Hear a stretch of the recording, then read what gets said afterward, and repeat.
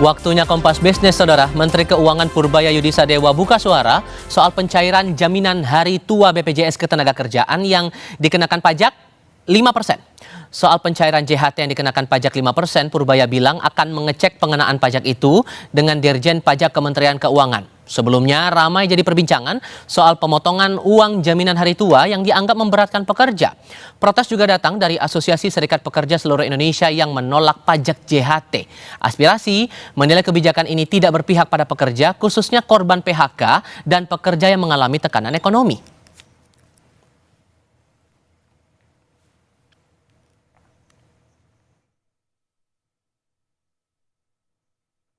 Soal pencairan JHT itu dikenakan pajak, Pak. Ya, Pak. Kira-kira ada komentarnya nggak, Pak? Siapa? Yang pencairan uang JHT, jaminan hari tua, itu kan dikenakan pajak kabarnya, Pak. Mungkin ada komentar, Pak, soal itu? Nanti saya cek lagi dengan Dirjen Pajak yang sudah. Oh, sejauh ini belum ada koordinasi juga berarti ya, Pak? Hati-hati ya, Mas Mbak. Hati-hati. Oke. Makasih, Pak.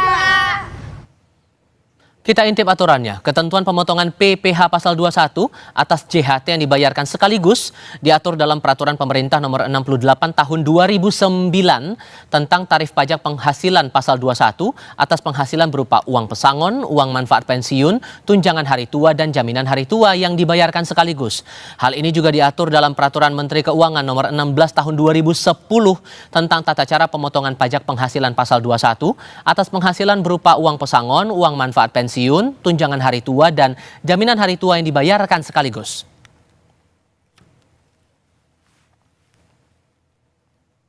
Lalu berapa besaran pajaknya? Diatur di sini. Tarif pajak dikenakan sebesar 5% dari saldo yang melebihi 50 juta rupiah. Contoh, jika saldo JHT mencapai 60 juta rupiah, maka 50 juta pertama bebas pajak. Sementara 10 juta rupiah sisanya dikenakan pajak 5% alias Rp500.000.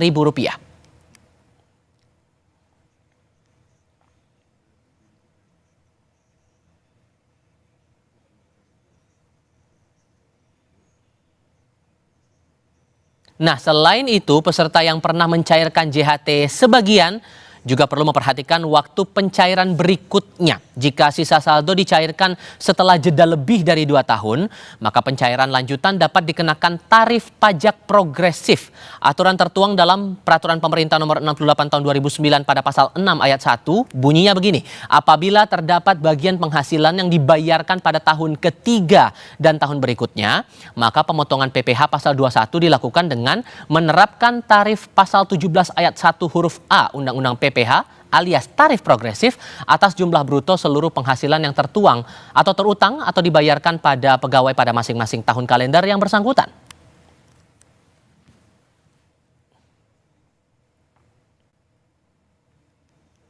Pencairan lanjutan JHT dalam kondisi tertentu dapat dikenakan tarif pajak progresif sebagai berikut. Ini contoh lagi.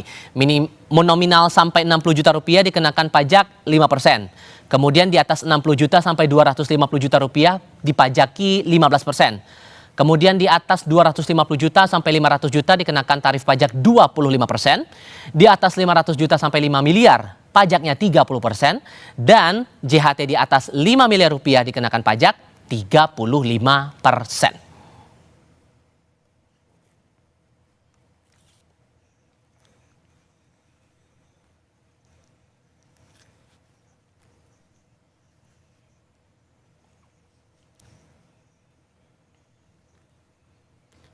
Mari kita bahas polemik pajak pencairan jaminan hari tua ini bersama dengan narasumber saya yang bergabung saat ini. Ada Mira Sumirah, Presiden Asosiasi Serikat Pekerja Seluruh Indonesia. Mbak Mira, selamat pagi dengan Tifa di sini, Mbak. Selamat pagi, Mas Tifa. Terima kasih sudah bergabung bersama kami di Kompas Bisnis. Sebetulnya kalau secara aturan kan sudah pernah keluar di tahun 2009 di peraturan pemerintah, kemudian turunannya di Permenko tahun 2010.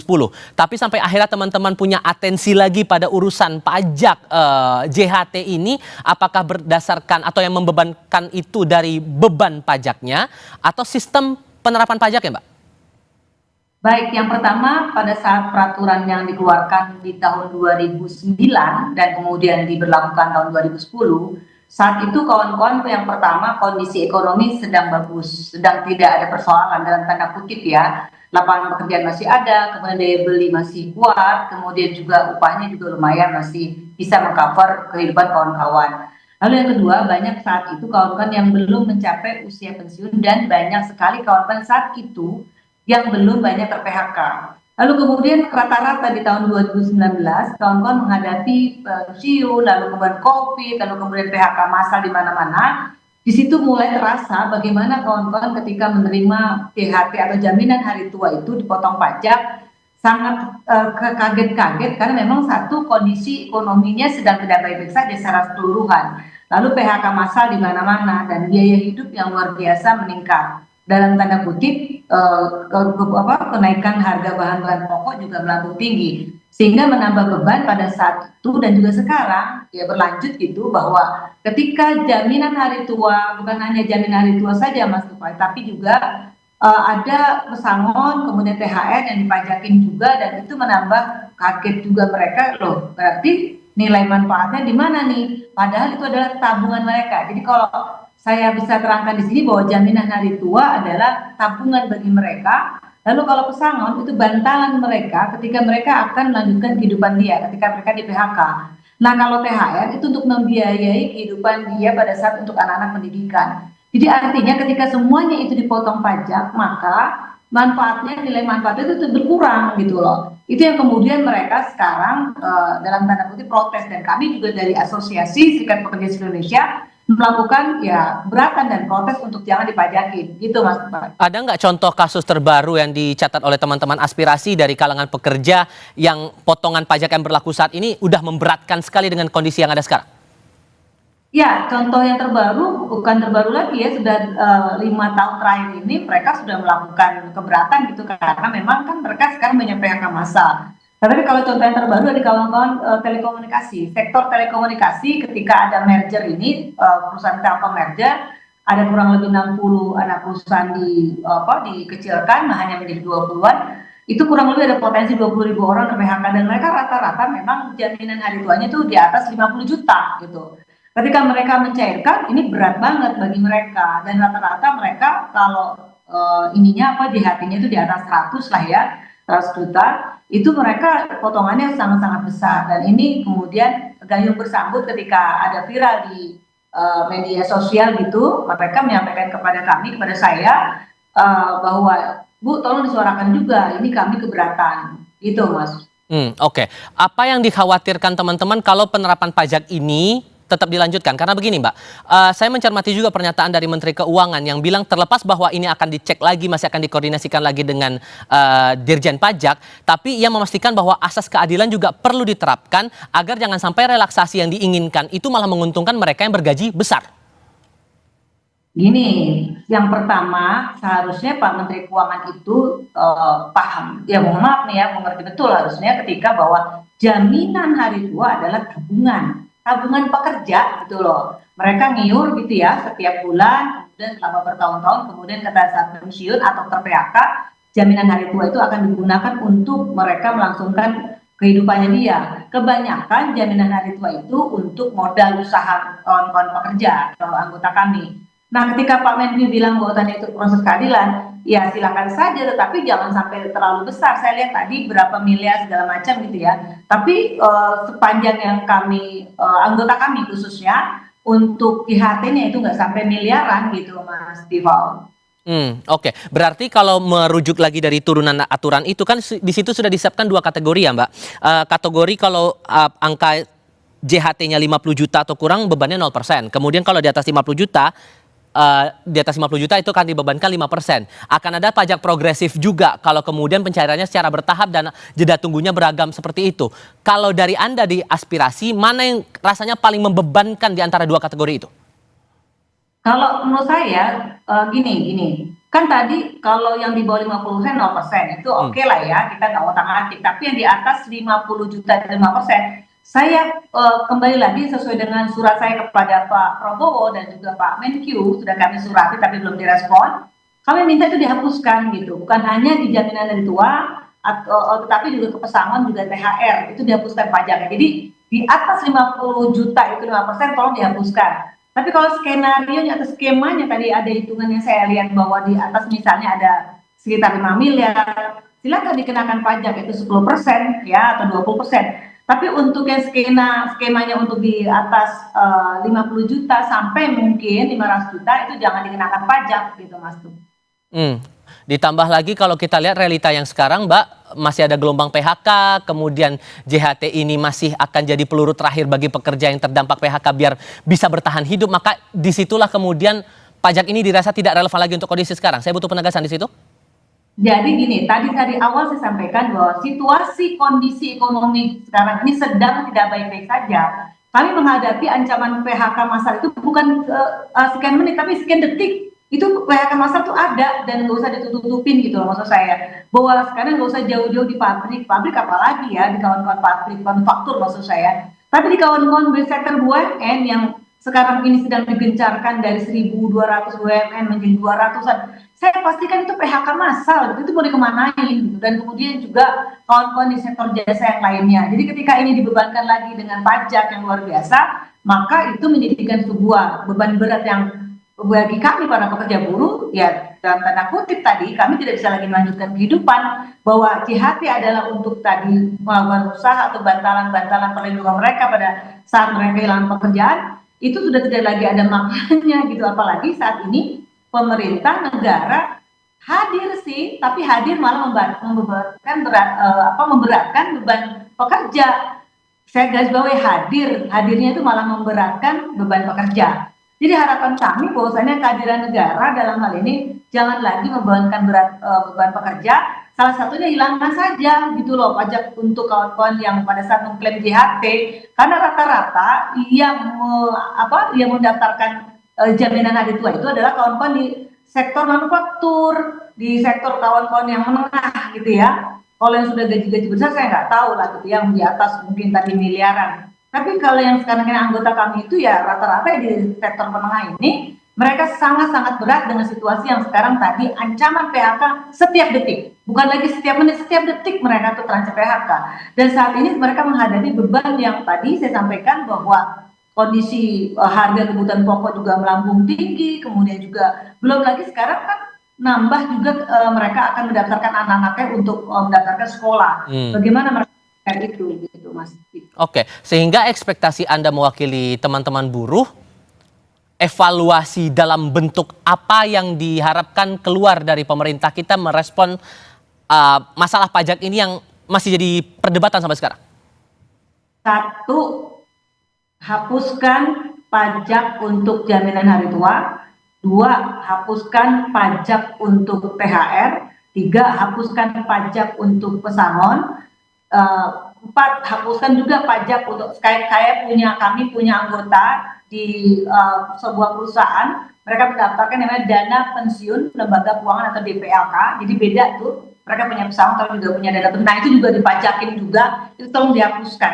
Lalu yang selanjutnya adalah evaluasi total dong, pajak-pajak yang justru memberatkan para pekerja buruh, dan kami berharap penuh kepada pemerintah untuk melibatkan kawan-kawan pekerja buruh ini yang supaya pemerintah itu tidak lagi membuat keputusan atau regulasi yang ya justru tambah makin memberatkan kami gitu loh. Jadi bukan hanya retorika semata bahwa pro terhadap buruh, tetapi kami menginginkan kehadiran negara betul-betul maksimal untuk bagaimana para pekerja buruh itu mendapatkan keadilan. Pajak apa saja yang dirasa memberatkan bagi para buruh, Mbak? Kalau dirincikan?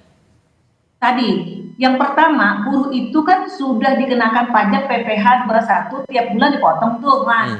Memang, ini saya luruskan lagi, memang kata pemerintah, enggak kok pendapatan yang tidak kena pajak itu di bawah 10 juta. Itu hanya sektor tertentu, saya jelaskan, itu hanya sektor garment. Dan sektor-sektor yang lain tetap kena pajak, gitu loh. Jadi kami sudah dipotong pajak PPh 21, lalu pajak THR, pajak pesangon, pajak dana pensiun lembaga keuangan, pajak jaminan hari tua, pajak ketika kami membeli konsumsi, membeli kebutuhan pokok, kami dikenakan pajak juga. Ini udah kebanyakan pajak para pekerja buruh gitu loh, Mas. Oke. Kalau kemudian saya berkaca lagi pada asas yang coba diterapkan oleh pemerintah dengan semangat, ya upayakan untuk asas keadilan itu bisa tercapai, Mbak. Apakah perlu juga diatur standar gaji yang dianggap besar rendah yang kemudian bisa dikenakan pajak atau tidak itu perlu diatur lagi nggak? Yang pertama, kalau bicara tentang asas keadilan, janganlah pemerintah itu fokus ngedorong-dorong, mengejar-ngejar gitu ya para pekerja yang jelas-jelas dia udah taat pajak tuh dari awal dia bulanan dia udah bayar pajak gitu ya. Artinya jangan, tolong kejar juga wajib pajak yang orang-orang para konglomerat itu sudah sampai sejauh mana pemerintah melakukan itu yang pertama. Lalu yang kedua, kalau itu udah dikejar ya silahkan. Tadi sampaikan Tifa bahwasannya dievaluasi kembali gaji-gaji yang miliaran-miliaran dulu dong mulainya. Jangan gaji-gaji UMP mainnya, jangan gaji-gaji yang cuma di atas ya misalnya di bawahnya 100 juta, jangan main di situ. Tapi di atas 1 miliar itu boleh Mas Tifa. Kalau cuma mainnya beraninya di gaji-gaji kawan-kawan pekerja UMP, kemudian di ya maaf-maaf aja 50-60 juta ya itu nggak pro terhadap para pekerja itu sih gitu loh. Jadi komitmen pemerintah untuk mengejar para konglomerat yang wajib pajak itu tolong juga dibuktikan kepada rakyat, dibuka seluas-luasnya sudah sampai mana gitu loh wajib pajak itu, yang ngemplang pajak itu. Yang kedua, silakan kalau udah dikejar tadi, silakan dievaluasi, diinventarisir para pekerja yang gajinya di atas 1 miliar misalnya, silakan gitu ya. Tapi jangan mengotak-atik dan mengejar-ngejar para pekerja yang sudah taat pajak gitu ya dalam kehidupannya tiap bulannya itu yang cuma UMP atau juga misalnya di atas 10 juta atau di atas di bawah 100 juta gitu Mas Tiko. Oke, saya terpikir begini, karena ini kan aspirasi sudah disampaikan teman-teman dalam berbagai kesempatan. Ditambah lagi Presiden Partai Buruh, Presiden KSPI yang juga saat ini menjadi penasihat khusus Presiden bidang ketenagakerjaan, Said Iqbal juga menyampaikan hal yang sama, bahkan saat May Day kemarin pun juga sempat disinggung begitu. Nah, apakah suara teman-teman ini coba disampaikan lagi kepada penasihat khusus Presiden bidang ketenagakerjaan, dan bagaimana respon atau menindaklanjuti dari tuntutan teman-teman ini? Tapi kita bahasnya nanti ya Mbak ya, kita jeda sebentar, pastikan Anda tetap di Kompas Bisnis Saudara.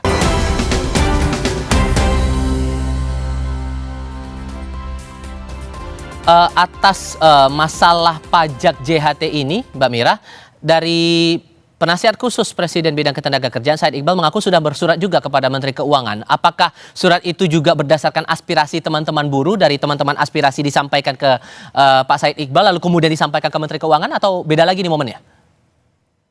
Ya, saya tadi menyampaikan bahwa kami dari Asosiasi Serikat Pekerja Seluruh Indonesia itu menyampaikan suratnya ke Pak Prabowo selaku Presiden Republik Indonesia dan juga kepada Menteri Keuangan Republik Indonesia Pak Purwaya.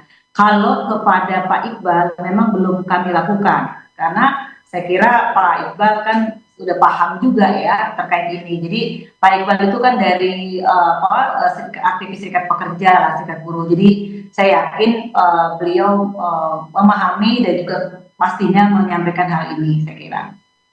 Tapi sejauh ini sudahkah ada hal-hal yang disampaikan baik itu formal atau informal dari teman-teman aspirasi ke penasihat khusus Presiden bidang ketenagakerjaan? Apakah konteksnya soal pajak itu saja atau ada hal lain yang rasanya perlu didorong di sini? Ya, terus terang secara informal atau formal kami belum menyampaikan terus terang gitu ya. Karena memang itu akan kami lakukan nanti. Tapi memang masalah pajak ini dulu yang kami sampaikan. Ada banyak hal selain pajak memang akan kami sampaikan, yaitu terkait dengan PHK massal, kemudian juga daya beli yang sangat rendah, karena memang harga kebutuhan pokok juga melambung tinggi, dan juga lapangan pekerjaan yang banyak hal lah gitu untuk kami sampaikan. Tapi itu akan kita agendakan nanti gitu Mas. Oke. Ekspektasinya teman-teman saat suara ini disampaikan, kemudian pemerintah menyampaikan oke, akan dievaluasi, akan dicek lagi aturan mainnya bagaimana. Apakah teman-teman berharap juga dari kalangan buruh ikut terlibat dalam evaluasi itu dan akhirnya mengeluarkan sampai akhirnya keluar aturan baru, atau sampai di mana harusnya? Komitmen Pak Prabowo pada saat May Day lalu gitu ya, kami jelas melihat bahwasannya ada niat yang baik dari beliau untuk mengajak dialog para pekerja buruh. Jadi artinya komitmen Pak Prabowo itu harusnya juga diturunkan kepada para menteri-menteri yang terkait untuk juga membuka ruang-ruang dialog itu. Dan harapan kami untuk khusus masalah pajak ini, harapan kami adalah ada ruang dialog, yaitu Kementerian Keuangan Republik Indonesia mengundang secara resmi kepada perwakilan serikat pekerja serikat buruh terkait dengan perpajakan ini. Seperti apa sih kalau memang ada keinginan gitu bahwasannya tadi ada asas keadilan dong terkait dengan gaji sekian-sekian, ya harusnya dibicarakan, harusnya didialogkan dulu gitu Mas Tufa. Jadi tidak lagi dalam tanda kutip keputusan sendiri seperti yang sudah-sudah. Jadi harapan kami ada dialog, ada audiensi secara resmi gitu, diskusi secara resmi dengan perwakilan serikat pekerja terkait dengan pajak ini bersama pemerintah, dalam hal ini Kementerian Keuangan Republik Indonesia. Dan itu perwakilan langsung harus datang bertemu untuk diskusi langsung begitu ya Bu? Iya. Saya bukan tidak percaya terhadap yang penasihat presiden itu ya tentang tenaga kerjaannya Pak Iqbal, bukan. Atau pastinya semakin banyak pikiran gitu ya berkumpul, maka semakin banyak kan nanti solusi yang diberikan gitu. Harapan saya juga bukan lagi artinya tidak lagi satu orang ini juga bukan berarti mewakili dalam tanda kutip ya bukan hanya memperjuangkan sekelompok gitu, tapi memang banyak pihak gitu yang memang dilibatkan gitu. Dan hal ini kan belajar daripada pengalaman ini Mas Tifau terkait dengan undang-undang cipta kerja lalu kan gitu ya, Omnibus Law, bagaimana minimnya partisipasi publik. Nah ini jangan sampai terulang kembali gitu loh. Dia artinya dilibatkan seluruh para pihak. Kalau kemudian aturan ini masih tetap berlaku, menurut Anda saat kemudian anggaplah kemudian sudah ada pertemuan, teman-teman bertemu langsung dengan pemerintah untuk kemudian mendiskusikan ini mana baiknya soal pajak itu. Seandainya pajak itu masih tetap diterapkan, menurut Anda jalan tengah dari teman-teman aspirasi akan bagaimana lagi setelah itu? Yang pertama, kami akan melakukan konsolidasi secara nasional dengan kawan-kawan aliansi serikat pekerja dan buruh secara nasional. Kebetulan memang kami selama ini sudah punya aliansi itu, terdiri dari 200 federasi serikat pekerja dan juga ada kurang lebih 15 konfederasi di dalamnya, dan kami akan melakukan konsolidasi terlebih dahulu seperti apa langkah-langkah lanjutan. Dan kami yang kedua, sambil paralel saja kami juga akan melakukan audiensi dengan DPR RI terkait dengan masalah ini, bukan hanya pajak tentunya supaya lebih efektif. Lalu yang ketiga ya kemungkinan untuk kami melakukan sikap secara konstitusional, misalnya aksi massa, ya kenapa enggak gitu Mas. Sehingga posisinya saya butuh penegasan lagi, sehingga untuk konteks ini maka menurut Anda pembebasan pajak jadi satu-satunya cara atau relaksasi pajak masih bisa dikasih longgar di sini? Saya tegaskan lagi bahwa hapuskan pajak untuk kawan-kawan yang klaim di jaminan hari tua, pesangon dan THR serta di dana pensiun yang lainnya itu untuk gaji di bawah 1 miliar. Di atasnya silahkan, relaksasi.